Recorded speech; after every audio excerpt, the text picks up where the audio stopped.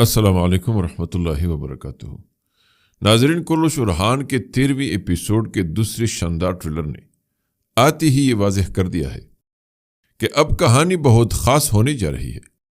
بلکہ یہ کہانی اب تاریخ کے ایسے نازک اور فیصلہ کن لمحے پر کڑی ہوتی نظر آ رہی ہے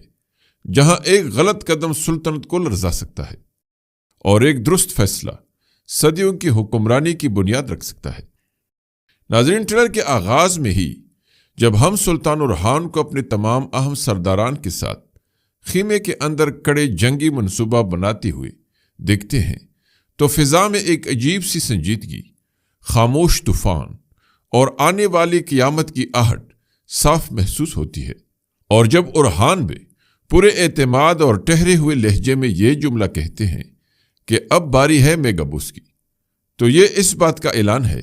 کہ اب عثمانی ریاست چھوٹے دشمنوں سے نکل کر اس بڑے سام کا سر کچلنے جا رہی ہے جو پردے کے پیچھے بیٹھ کر سازشوں کی زہر آلود سانسیں لے رہا تھا۔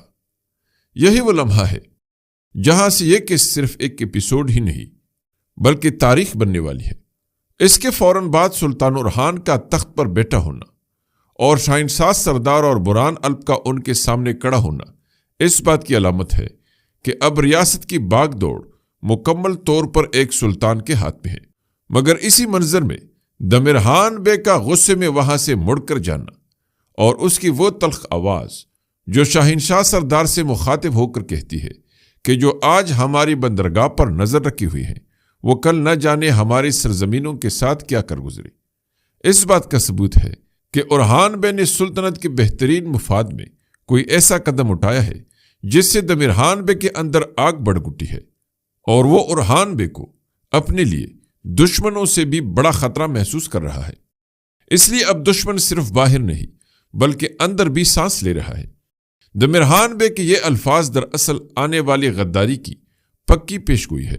اور یہ واضح اشارہ ہے کہ وہ دل سے سلطان ارحان کی پالیسیوں کو قبول نہیں کر رہا۔ اس کے علاوہ یہی وجہ ہے کہ اوچی بے اور شاہنشاہ سردار کے درمیان ہونے والی گفتگو میں اوچی بے کا یہ کہنا کہ ارحان بے کی طرف سے یہ جرت شروع ہی سے واضح تھی، ہم یہ احساس دلاتا ہے کہ وہ بھی سلطان ارحان کی دراندیشی کو خوب سمجھ چکے ہیں اور وہ بھی ابھی تک اپنے انا کے قلعے میں قید ہیں۔ ناظرین، اس کے بعد جنگل کا منظر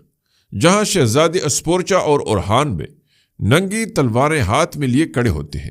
اور ایسا لگتا ہے کہ جیسے ابھی ابھی کسی بڑے سازش کو ناکام بناتے ہوئے خونریز معرکے سے نکلے ہوں۔ تو یہ منظر ہمیں بتاتا ہے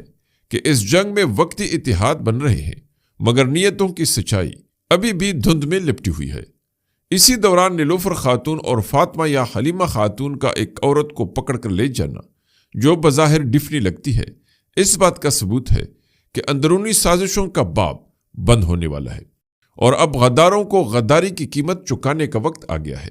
رات کے اندھیرے میں علاؤدین اور فلاویوس کا گھوڑوں پر سوار ہو کر کائی قبیلے سے نکلنا اس طرف اشارہ ہے کہ فلاویوس کا کردار اب محض ایک عاشق یا تذبذب کا شکار کمانڈر نہیں رہے گا بلکہ اب وہ کسی بڑے فیصلے، کسی بڑے قربانی یا شاید اپنی اصلی پہچان کی طرف بڑھ رہا ہے۔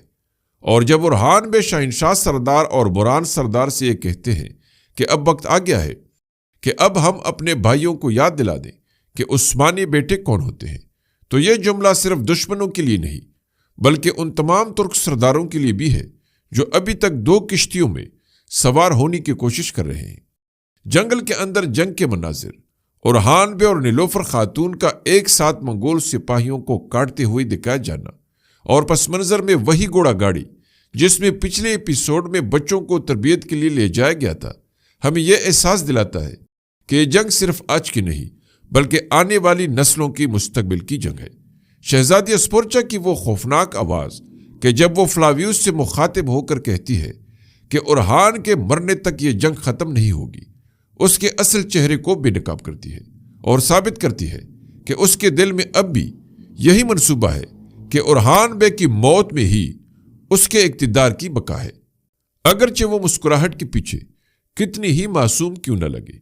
دوسری طرف ناظرین، قلعے کی دیواروں پر ارحان بے اور اسپورچا کا ایک دوسرے کی طرف عجیب انداز سے دیکھنا ایک ایسا منظر ہے جو بظاہر سکون دیتا ہے مگر در حقیقت نیلوفر خاتون کے دل میں آگ لگا دیتا ہے، اور جب نیلوفر خاتون پیچھے سے یہ منظر دیکھ کر حیران اور زخمی دل کے ساتھ اورہان بے سے سوال کرتی ہے کہ کیا آپ اسپورچا پر بھروسہ کر سکتے ہیں، تو یہ صرف ایک بیوی کا سوال نہیں بلکہ ایک آنے والے طوفان کی دستک ہے۔ نیلوفر خاتون جان چکی ہے کہ یہ عورت صرف احسان فراموشی نہیں بلکہ تخت چھیننے والی بھی ہو سکتی ہے۔ قبیلے میں اورہان اور نیلوفر خاتون کا فاتحانہ داخلہ، لوگوں کا استقبال، وہ منظر جو ہمیں پہلے ٹریلر کی یاد دلاتا ہے، اس بات کی نشاندہی کرتا ہے کہ عوام سلطان اورہان کے ساتھ ہے، مگر عوام کا ساتھ ہونا ہمیشہ سازشوں کو نہیں روک سکتا۔ جنگل میں علاؤدین کا فلاویوس سے یہ کہنا کہ شادی ہوگی یا نہیں، یہ صرف ہمارے سلطان ہی جانتے ہیں، اس پورے قسط کے سب سے بڑے جذباتی تنازع کی طرف اشارہ ہے، کیونکہ ایک طرف نیلوفر ہے، دوسری طرف اسپورچا، اور تیسری طرف فلاویوس اور فاطمہ کی ادھوری محبت۔ ویسے ناظرین، علاؤدین بے کا کمانڈر فلاویوس کو یہ جواب شہزادی اسپورچا کے حوالے سے ہے، جس کے بارے میں وہ پہلے ٹریلر میں اورہان بے کو بتا بھی چکے ہیں۔ دوسری طرف عبد الرحمن الب کا تیمورتاش کو رسیوں سے باندھنا اور تیمورتاش کا یہ کہنا کہ جو آخر میں جانتا ہے وہی مسکراتا ہے،